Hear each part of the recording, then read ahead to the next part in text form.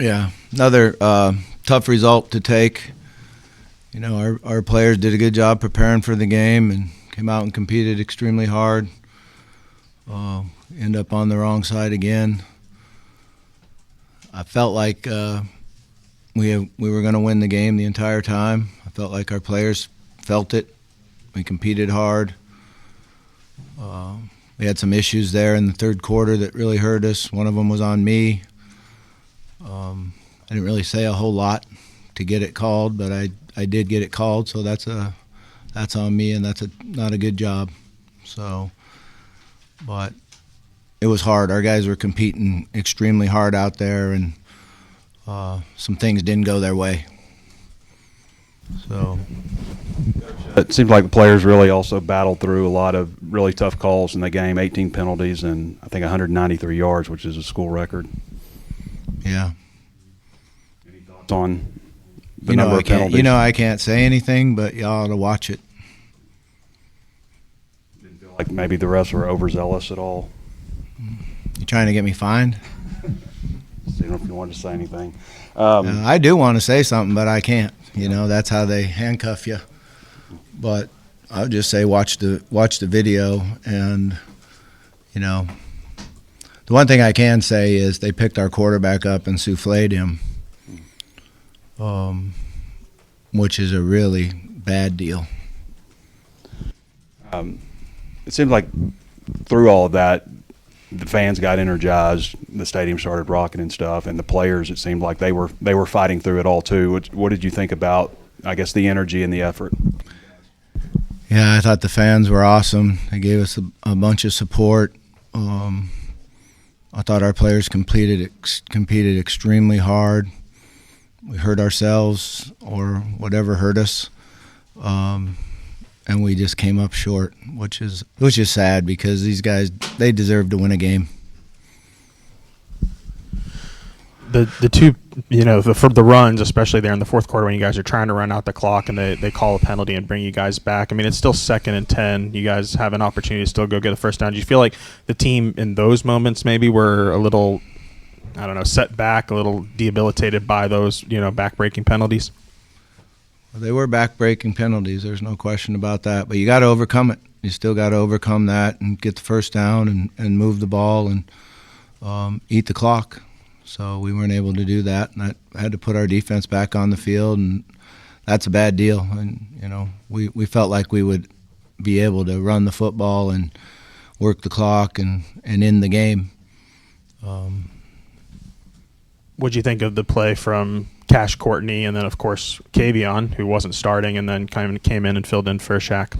You know, it's hard to know until you watch the video, but I can say that, you know, Cash did a nice job on snapping the ball and getting things set, and he did a really nice job in practice working hard on it. He's a tremendous football player. He's got a great future ahead of him. It's unfortunate Shaq went down so early and so fast, and you know, Kavion had to jump in on the other side, and we continued to move the ball and we continued to score, just not in the fourth quarter, and they must have did a good job. They must have both played pretty well for us to be able to do that. What prevented you from getting moving in the fourth quarter after you're up 14 and then the next 3 series, not much? Yeah, I think some of those penalties hurt us. There's no question about that. How is Taylor doing, by the way? Yeah, I don't think he's doing really well. He's with the doctor right now, and we'll just have to see how everything comes out. But it didn't look good. You know, it was an ugly looking play. Well, when you said, did you say souffled him? No, that was on the 2-point conversion. Oh. Yeah, when we ran the 2-point conversion, they picked him up and souffled him, slammed him down on the ground, and that's when everything broke loose. You know, I don't know. It's hard to not want to say something. Right. So what happened to Taylor on the last play? Because I didn't see what happened. Yeah, I was trying to get a chance to throw the ball, and as he's throwing, he got hit and twisted, and he got hurt. So. Tell us about what kept Caden Kittler and Amarian Harris out of the game today. You know, they Amarian practiced for like about 10 minutes on Tuesday, and Kittler practiced the entire practice. And then all of a sudden after practice, he went in and saw the doctor, and they ruled him out. How much of the flags would you say were your players maybe wanting to show some physicality after a few scuffles? Yeah, I don't know if that was any of it. I think you just got to watch them individually and see. After Taylon's game last week, how would you compare to how he played today coming off that? Yeah, he's a tremendous competitor. You know, he competed extremely hard and got us in a position where we could win the game.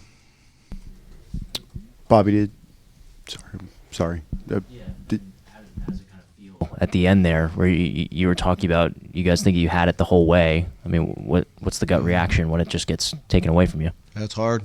I mean, it's hard. The locker room's pretty down. You know, we put it all out there on the field, and we're waiting for good things to happen, and they just haven't happened yet. You know, I told the players that you know, they've got to understand that they've invested a bunch in it, and that someday they'll look back on this experience and it'll help them in their life as a man. I apologize for interrupting Matt there. Bobby, what happened with Jordan Young? Kind of unique there for him to be getting carried into the tent. Yeah, I don't know the extent of the injury. I know he did come back in, so he was out for a period of time.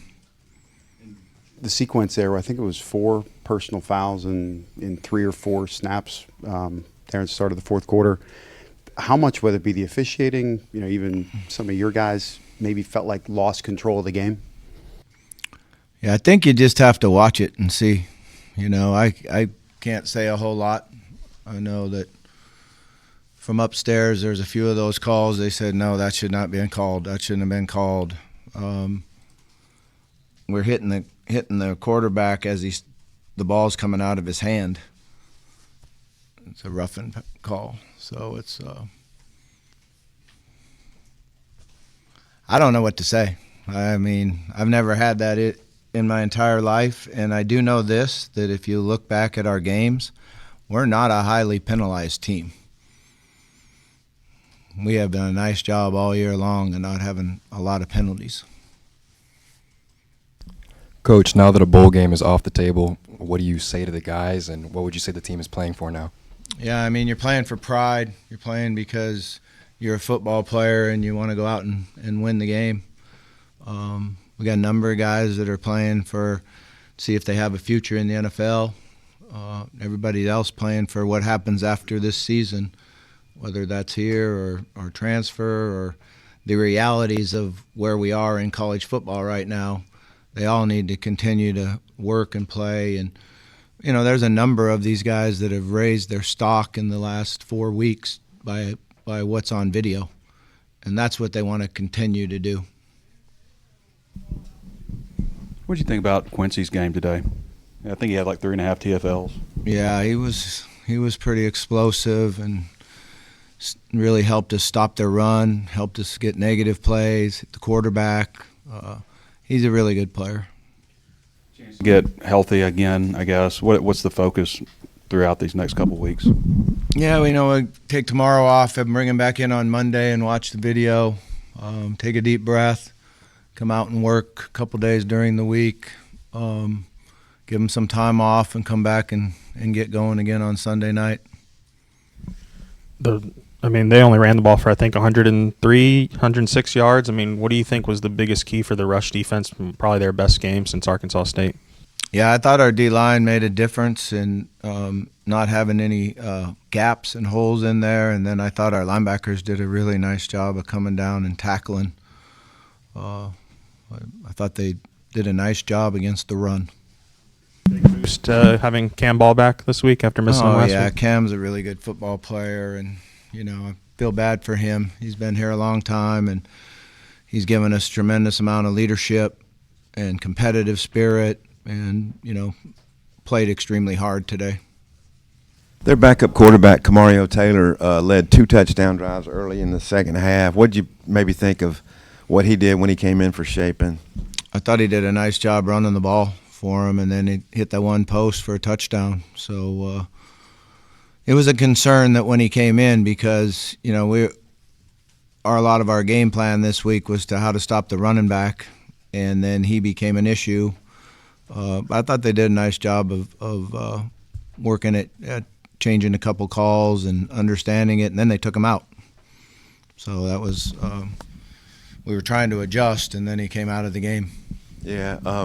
When this is all said and done, have you ever seen a game quite like that in terms of number and penalty yardage? No, never. Not ever.